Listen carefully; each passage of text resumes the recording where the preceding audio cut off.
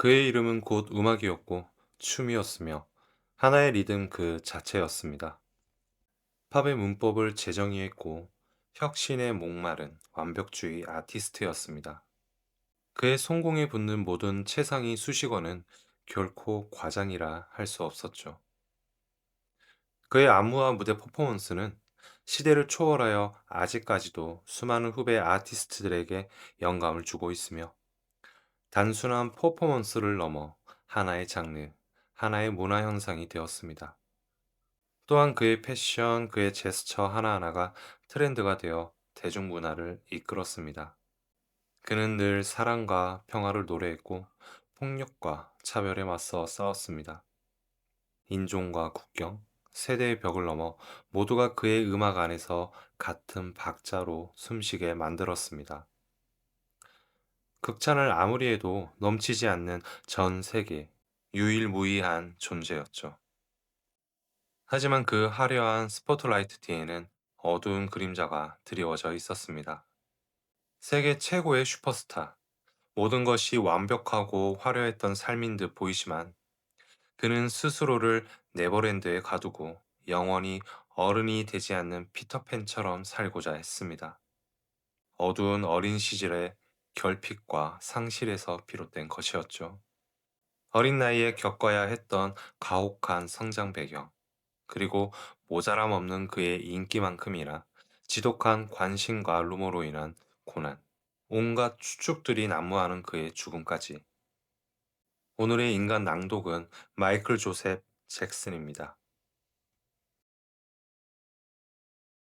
1958년 미국 인디애나주 북부의 작은 공업도시 게리. 지금은 마이클 잭슨의 출생지로 유명하지만 그 당시는 제철소 굴뚝에서 하루 종일 연기가 피어오르고 철강 노동자들의 고된 발걸음이 끊이지 않던 도시였습니다. 그 한가운데 허름한 집이 있었고 그곳에서 형제들과 노래를 부르고 있는 아주 작은 아이, 마이클이 있었습니다. 나이와는 어울리지 않는 그의 가창력과 놀라운 리듬 감각은 어른 흉내를 내는 수준을 이미 넘어섰습니다. 당시는 여전히 인종차별의 그림자가 짙던 시절이었습니다. 흑인 가정이 백인 중심 사이에서 가난을 벗어나기란 거의 불가능에 가까웠습니다. 마이클의 가족은 모두 10명, 9남매가 한 방에 뒤엉켜 자야 했고, 부엌과 거실이 구분되지 않는 좁은 공간에는 늘 아이들의 울음, 그리고 음악이 뒤섞여 있었습니다. 제철소에서 땀을 흘리던 아버지 조 잭슨에게 음악은 단순한 취미가 아니라 가족이 지긋지긋한 가난을 이겨내기 위한 유일한 생존 수단이었을 겁니다. 아버지는 젊은 시절 밴드 활동을 했지만 생계를 위해 꿈을 포기해야 했습니다. 그는 자식들에게서 자신이 이루지 못한 음악적 재능을 발견했고 그 꿈을 현실로 만들기 위해 수단과 방법을 가리지 않았습니다. 개인적인 결핍과 시대적 가난이 낳은 뒤틀린 집착이었습니다. 문제는 그 방법이 오늘날 말하는 아동 학대라는 거였죠. 마이클의 아버지는 군인식 규율로 아이들을 혹독하게 훈련시켰습니다. 매일 학교가 끝나면 아이들은 집 차고에 모여 리허설을 해야 했습니다. 박자가 조금만 틀려도 호통이 떨어졌고 음정이 맞지 않으면 연습이 끝날 때까지 잠을 잘 수 없었습니다. 음악은 놀이가 아니라 노동이 되었고 아이들의 하루는 언제나 공포스러운 연습으로 끝났죠. 마이클은 실수가 두려웠던 것이 아니라 실수하면 뒤따를 아버지의 폭력이 두려웠습니다.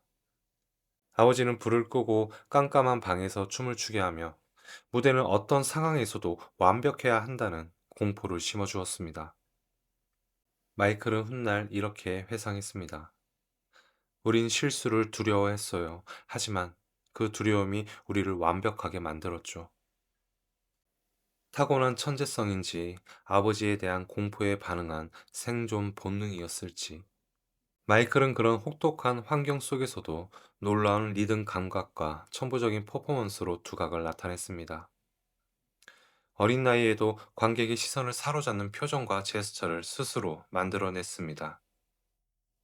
마이클이 잘하면 잘할수록 아버지는 돈을 벌기 위해 아이들을 데리고 클럽과 술집, 심지어 성인 무대까지 찾아다녔습니다.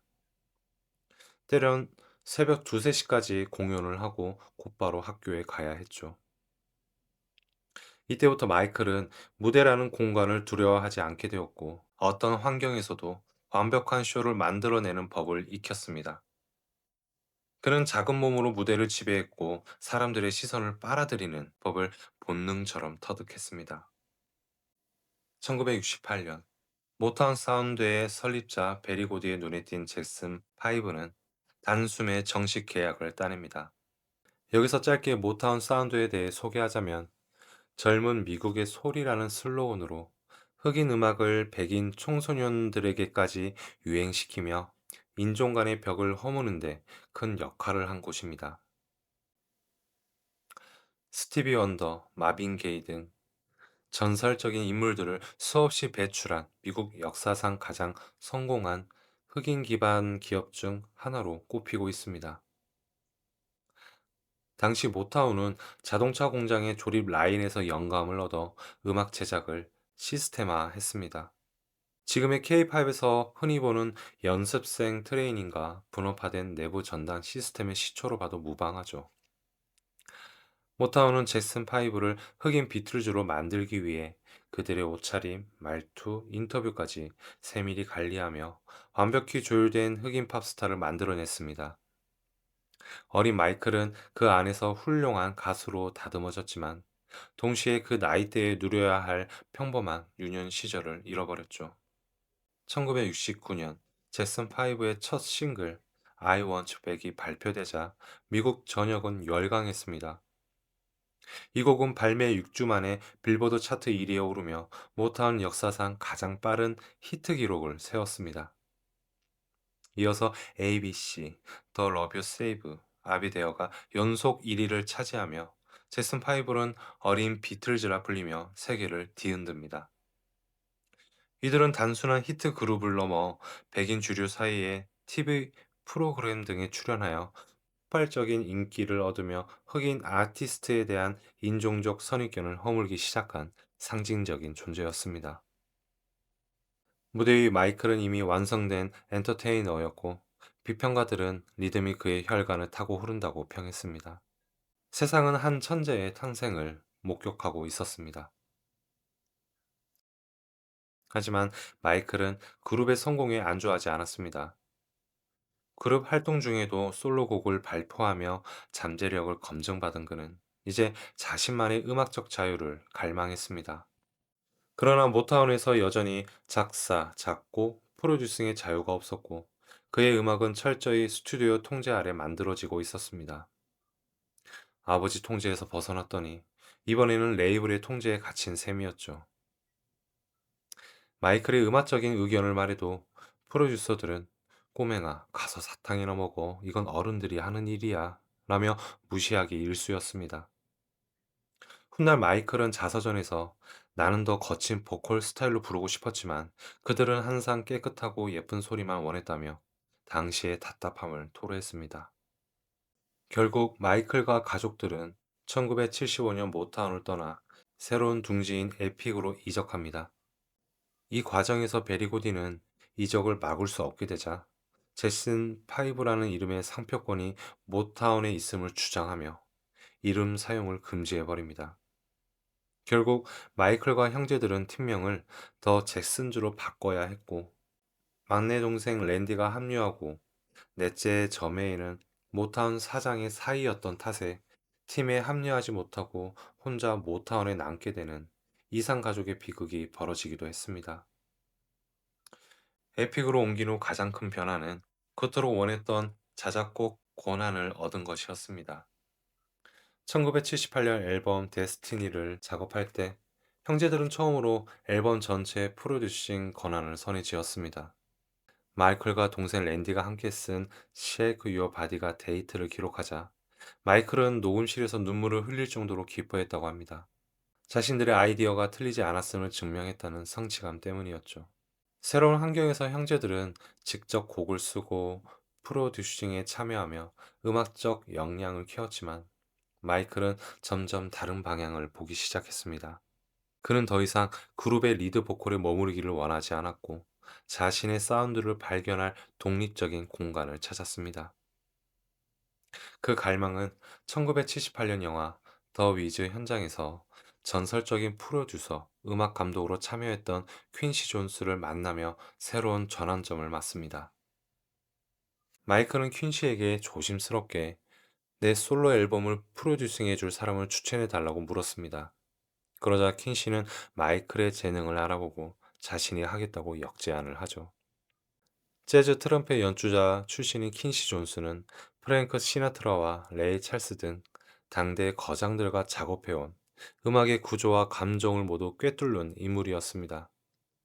퀸시는 마이클이 단순한 아이돌이 아닌 펑크, R&B, 디스코, 팝을 모두 융합해낼 수 있는 완벽한 아티스트임을 간파했습니다. 이듬해 두 사람은 함께 오브 더 월을 만들어냅니다. 이 앨범은 아이들의 껍질을 깨고 진정한 아티스트로서 마이클의 탄생을 알린 첫 신호탄이었습니다.